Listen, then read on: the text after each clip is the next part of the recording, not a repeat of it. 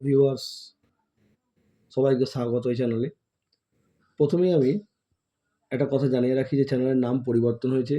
চ্যানেলের নাম education exclusive থেকে স্থানান্তরিত হয়েছে আর্টস উইথ বিডি নামে বিশেষ কারণবশত। তাই এই জন্য আমি মাপ চেয়ে নিচ্ছি। আজ এই ভিডিওতে তুলে ধরব মাধ্যমিক 2026 ও সামনের যে নভেম্বর টেস্ট পরীক্ষা গুরুত্বপূর্ণ সেই দুই পরীক্ষার জন্য মাধ্যমিক স্তরের ভূগোলের পঞ্চম অধ্যায়, যেটা ভারত সম্পর্কে বিস্তারিত আলোচনা আছে, তার প্রাকৃতিক ভাগ, তার আঞ্চলিক ভাগ, সেটা তুলে ধরবো। এবং 5, 3, 2 প্রতিবারই যেমন বলি গুরুত্বপূর্ণ 5, 3 ও 2 নম্বরের প্রশ্নগুলি এগুলি তোমাদের সামনে আজ তুলে ধরবো। তবে তোমরা ভিডিওটা কিন্তু কোনোভাবে স্কিপ করবে না, কারণ স্কিপ করলে আমি মাঝে মাঝে যে কী পয়েন্ট বলবো সেই কী পয়েন্টগুলো মিস করে গেলে তাতে তোমাদের ক্ষতি হতে পারে পরীক্ষার ক্ষেত্রে। আশা করি ভিডিওটি তোমাদের কাজে আসবে, তাই স্কিপ না করে সম্পূর্ণ ভিডিওটি দেখতে থাকো। দেখো, প্রথমে আমি রেখেছি ভারতের পূর্ব উপকূল ও পশ্চিম উপকূলের সমভূমির প্রাকৃতিক বৈশিষ্ট্যের পার্থক্য। এই পার্থক্যটা লেখার সময় তোমরা কিন্তু অবশ্যই 3টে ভাগ করবে।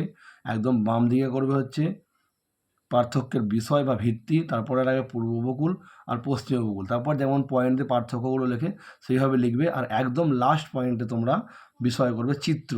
ওই চিত্রে যে পয়েন্টটা করবে ওখানে তোমরা ছবি একটা আঁকার চেষ্টা করবে। সেটা হচ্ছে ভারতের যে ম্যাপ, সেই ম্যাপের দক্ষিণ দিকটা, অর্থাৎ গুজরাট উপকূল থেকে আমরা যদি ওইদিকে পশ্চিমবঙ্গ যে উপকূল, ওই উপকূল দক্ষিণ ভাগটা যদি দেখাতে পারি, কোন দিকটা পূর্ব উপকূল মানে পশ্চিম উপকূল চিহ্নিত করতে পারি, তাহলে কিন্তু আমাদের নাম্বারটা অনেক বেশি ক্যারি করবে এবং সম্পূর্ণ মার্কস আসার সম্ভাবনা আরও বেশি বেড়ে যাবে। 2 নম্বরে রেখেছি পশ্চিম ভারতের পেট্রো রসায়ন শিল্পের অধিক উন্নতির কারণগুলি লেখো। এটাও কিন্তু একটা গুরুত্বপূর্ণ প্রশ্ন।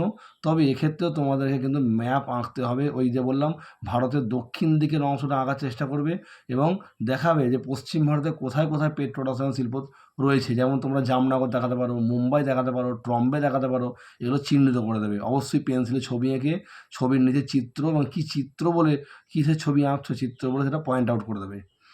নেক্সট 3 নম্বরে রেখেছি জনসংখ্যা। ভারতের যে জনসংখ্যা বন্টনের তারতম্যের যে কোনো 6টি কারণ। এই যে জনসংখ্যা বন্টনের তারতম্য, এটা দুটো ভাগ হয়, তোমরা জানো, প্রাকৃতিক কারণ এবং অপ্রাকৃতিক কারণ। চেষ্টা করবে প্রাকৃতিক কারণের থেকে 3টে, অপ্রাকৃতিক থেকে 3টে, কিংবা ওখান থেকে 4টে, এখান থেকে 4টে, মোটামুটি লেখার চেষ্টা করবে। আমি এখানে 6টা বলেছি, তাছাড়া 7টা লিখলেও কোনো ক্ষতি নেই। পরে 4 নম্বরে রেখেছি ভারতের ইক্ষু মানে আখ, কার্পাস বা তুলো, চা, ধান চাষের অনুকূল প্রাকৃতিক পরিবেশের বর্ণনা দাও। এক্ষেত্রে আমি অবলিক দিয়ে 4টে রেখেছি।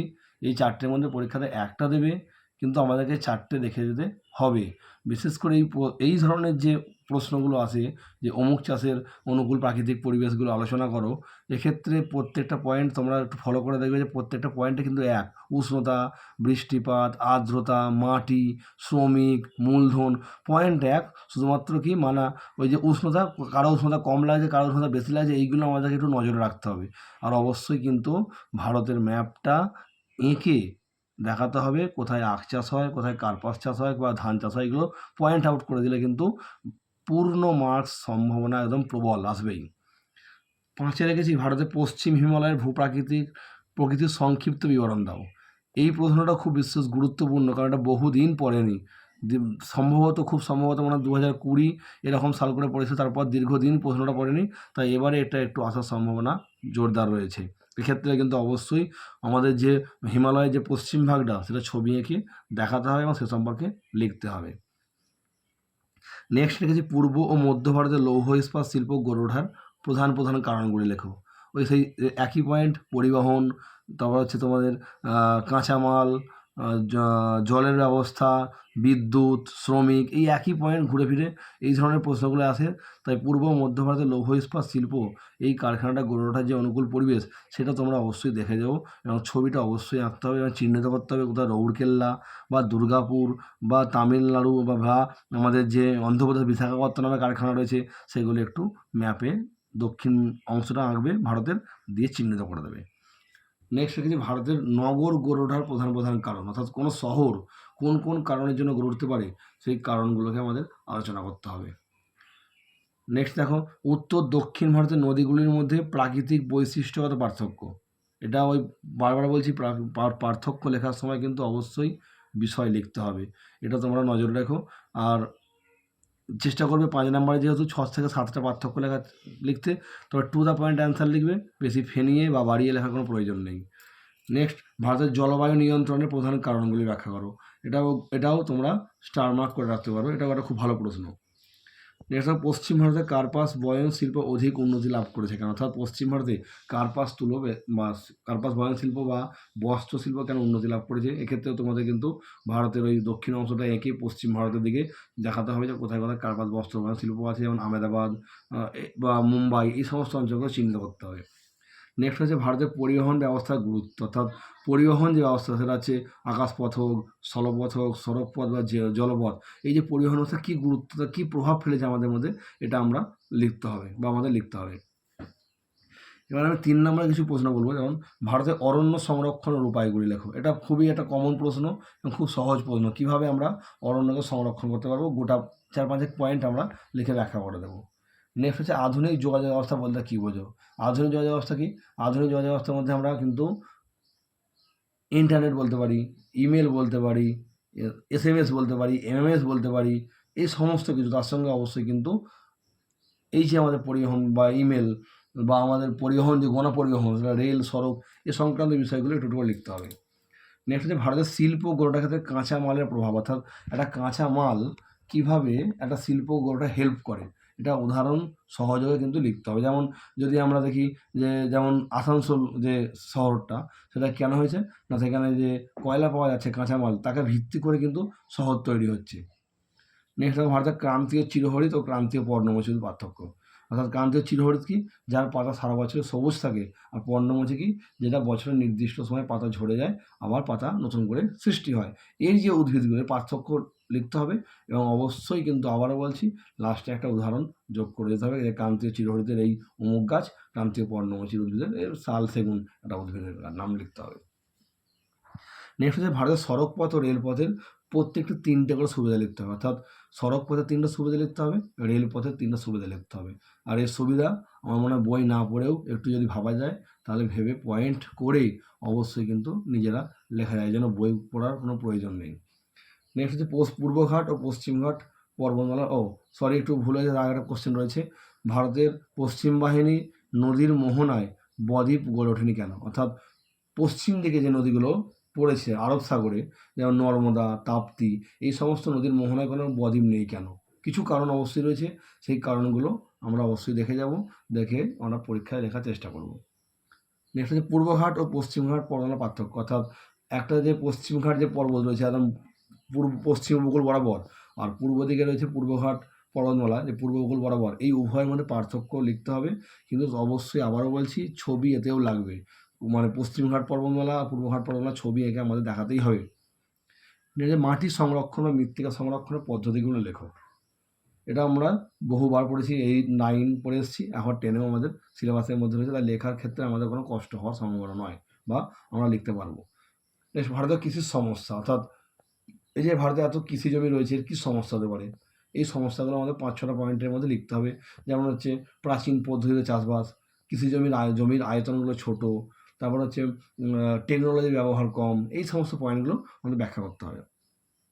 পরে রয়েছে উৎপাদনের মরশুম অনুযায়ী ফসলের শ্রেণীবিভাগ করে লেখো। তোমরা জানো যে আমাদের সাধারণত মরশুম অনুযায়ী 3টে ফসল হয়, মানে জায়িদ শস্য যেটা গ্রীষ্মকালে হয়, খারিফ শস্য যেটা বর্ষাকালে হয়, রবি শস্য যেটা শীতকালে হয়। এবার এদের সংজ্ঞা, কখন রোপণ করা হয়, কখন ফসল তোলা হয়, আর উদাহরণ আর বৈশিষ্ট্য অবশ্যই লিখলে এই কোশ্চেনটা আমাদের কমপ্লিট হয়ে যাবে।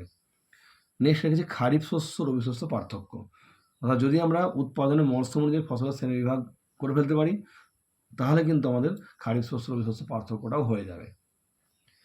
এবার দেখো, কিছু 2 নম্বরের প্রশ্ন আমি রেখেছি। 2 নম্বরের প্রশ্নের মধ্যে প্রথমে রেখেছি ধারণযোগ্য উন্নয়ন কি, যেটাকে আমরা ইংলিশে বলি সাস্টেনেবল ডেভেলপমেন্ট। এবং এই যে কথাটা সাস্টেনেবল ডেভেলপমেন্ট কথাটা কে প্রয়োগ করে, সেটাও এর সঙ্গে লিখে দেবে কি পয়েন্ট হিসাবে। নেক্সট হচ্ছে সামাজিক বনসৃজন কি, এর উদ্দেশ্য কি। এর সঙ্গে অবলিক দিয়ে তোমরা একটা কোশ্চেন লিখে রাখবে, কৃষি বনসৃজন কি, এর উদ্দেশ্য কি। এই দুটোর মধ্যে একটা আসার সম্ভাবনা প্রবল, হয় সামাজিক বনসৃজন, নয় কৃষি বনসৃজন। নেক্সট রেখেছি ধাপ চাষের গুরুত্ব কী, অর্থাৎ পার্বত্য অঞ্চলে ধাপ চাষ করা হয়, কেন করা হয় সেটা তোমাদের লিখতে হবে। নেক্সট মিলেট কি, তোমরা জানো যে মিলেট কি, জোয়ার বাজরা রাগি, এই তিনটে ফসলকে আমরা সাধারণত মিলেট বলে থাকি, এবং এইটাকে আর একটু বাড়িয়ে লিখলে কিন্তু আমাদের 2 নম্বরের মতো উত্তর চলে আসবে। নেক্সট হচ্ছে অনুসারী শিল্প কি। অনুসারী শিল্প কি না, কোনো বড় শিল্পকে সামনে রেখে যখন তার পার্শ্ববর্তী অঞ্চলে আরও কিছু ছোটো ছোটো শিল্প গড়ে ওঠে তাকে অনুসারী শিল্প বলে, তার বৈশিষ্ট্য উদাহরণ দিয়ে দেবে, অ্যান্সারটা কমপ্লিট হয়ে যাবে। নেক্সট সানরাইজ ইন্ডাস্ট্রি কি, এটাই ঘুরিয়ে বলতে পারে যে পেট্রোরসায়ন শিল্পকে কেন উদীয়মান বা সূর্যোদয় শিল্প বলা হয়। নেক্সট আউটসোর্সিং কি, এই কথাটা আইটি শিল্পের সঙ্গে যুক্ত, এবং আউটসোর্সিং কি না, সাধারণত আমরা কী জানি যে উচ্চ মেধাসম্পন্ন কর্মীদেরকে কম বেতনে কাজ করিয়ে নেওয়াকে আউটসোর্সিং বলে বিদেশে গিয়ে, এটা তোমরা করে নেবে। বিশুদ্ধ কাঁচামাল কি, নেক্সট যে উত্তর দক্ষিণ করিডর কি, কৃষি বনশীলতা আমি আগেই বলে দিলাম সামাজিক বনশীলতার সঙ্গে, তাই আর বলছি না। ময়দান ও মালনাদ কি, 1 নম্বর করে দুটো জুড়ে আসবে, একটু দেখে রাখবে। দুন কি, নেক্সট ভারী ইঞ্জিনিয়ারিং শিল্প বলতে কী বোঝো। শিকড় আলগা শিল্প কি, এটাকে ইংলিশে ঘুরিয়ে দিতে পারে ফুট লুজ ইন্ডাস্ট্রি কি। নেক্সট হচ্ছে কয়াল কি, নেক্সট বহুমুখী নদী পরিকল্পনা কি, এর সঙ্গে জুড়তে পারে এর উদ্দেশ্য কি। নেক্সট রাখলাম কারেওয়া কি, পরে পশ্চিমী ঝঞ্ঝা কি, নেক্সট দেখো সেল কি, সেলের আগের নামটা তোমরা অবশ্যই করে রাখবে। দুর্গাপুরকে কেন ভারতের রুর বলা হয়, পরে রেখেছি আহমেদাবাদকে ভারতের ম্যানচেস্টার কেন বলা হয়। রেটুন কি, পরে রাখলাম বলউইভিল কি, জনঘনত্ব কি, এটা ভালো করে করে রাখবে। আদমশুমারি কাকে বলে, বা সেন্সাস বা জনগণনা কি, ঘুরিয়ে কিন্তু 3টে নাম আসতে পারে, উত্তর কিন্তু একটাই হবে। পরবর্তী পাতায় আমি চলে যাবো, আর মাত্র 2টো কোশ্চেন রয়েছে, 2টো কোশ্চেন তোমরা একটু দেখে নাও। এটাকে আমি অবলিকের মধ্যে রেখেছি হীরক চতুর্ভুজ এবং সোনালী চতুর্ভুজ, এই দুটোর মধ্যে যে কোনো একটা 2 নম্বরের আসতে পারে, হয় হীরক চতুর্ভুজ না হয় সোনালী চতুর্ভুজ। এক্ষেত্রে তোমরা জানো যে একটা যে রেল পরিকল্পনা, যে 4টে মেট্রোপলিটন শহর, সেই 4টে মেট্রোপলিটন শহরকে রেল পরিকল্পনার সাথে যুক্ত করার যে প্ল্যান করা হয়েছে সেটা একটা, আর একটা হচ্ছে হীরক চতুর্ভুজ, সেটা কি না 4 থেকে 6 লেন বিশিষ্ট রাস্তাগুলোকে 4টে মেট্রোপলিটন শহরকে যে যুক্ত করার যে প্ল্যান নেওয়া হয়েছে তাকে এই একটা পরিকল্পনার মধ্যে আমাদের নিয়ে আসা হয়। এখানে শেষ করছি বন্ধুরা, পরবর্তী ভিডিওতে আমি আরও একটি অন্য অধ্যায়ের নিয়ে চলে আসবো গুরুত্বপূর্ণ প্রশ্ন। তবে ভিডিওটি তোমাদের যদি ভালো লেগে থাকে অবশ্যই চ্যানেলটিকে সাবস্ক্রাইব, ভিডিওটিকে লাইক, কমেন্ট ও শেয়ার করতে ভুলো না। পরবর্তীতে আমি আরও অন্যান্য বই যে রয়েছে তোমাদের মাধ্যমিক স্তরের বাংলা বা ইতিহাস, তোমাদের যদি কারো কোনো কিছু প্রয়োজন লাগে সাজেশন, তোমরা অবশ্যই কমেন্টে আমাকে জানিও, আমি চেষ্টা করব ওই সমস্ত বইয়েরও গুরুত্বপূর্ণ প্রশ্নগুলি তোমাদের সামনে তুলে ধরার বা আলোচনা।